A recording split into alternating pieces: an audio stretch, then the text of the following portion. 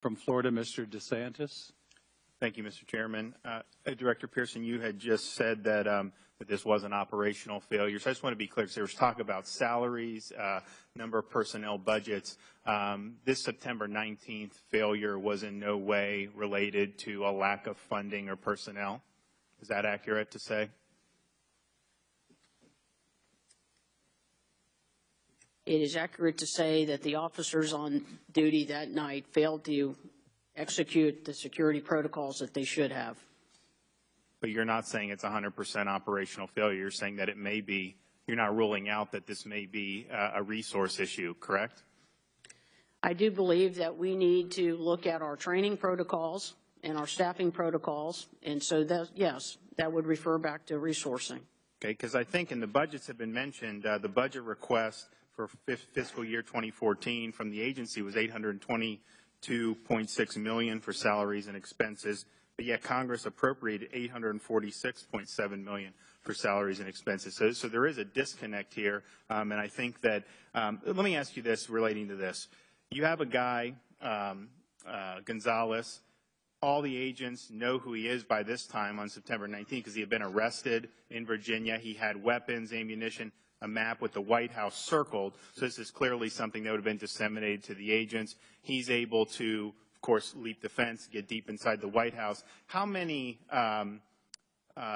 Secret Service agents stood between him trading that first fence and getting in? In other words, were there just not enough people there? How many people were there?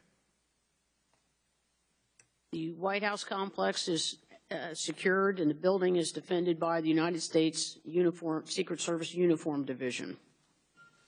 And how many were? I can provide you information in a different setting as to the location and numbers of personnel.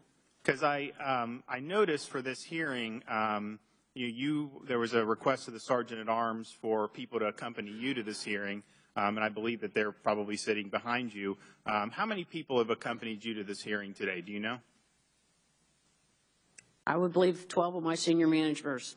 Okay, because we had a request for 18 personnel, but you say maybe only 12, so at least 12, maybe more, are accompanying you here for testimony, which is important. But it kind of cuts against this idea that we're at a manpower shortage, especially in some of the numbers that we've been doing. Let me ask you this about the culture of the agency.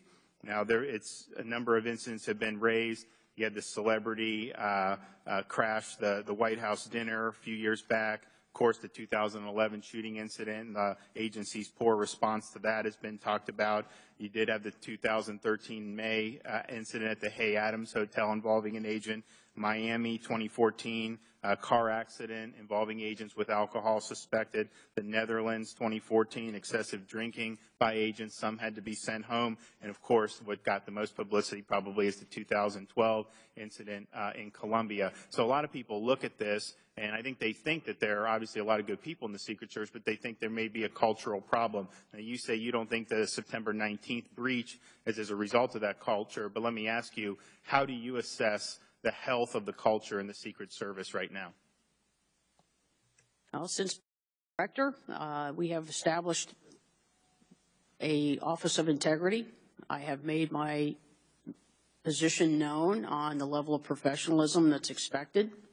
Accountability at all levels. I've met personally with every frontline supervisor up to my SES managers, and then provided them some additional training to ensure that they know how to lead, that they know how to manage, and they know how to work with this dedicated workforce.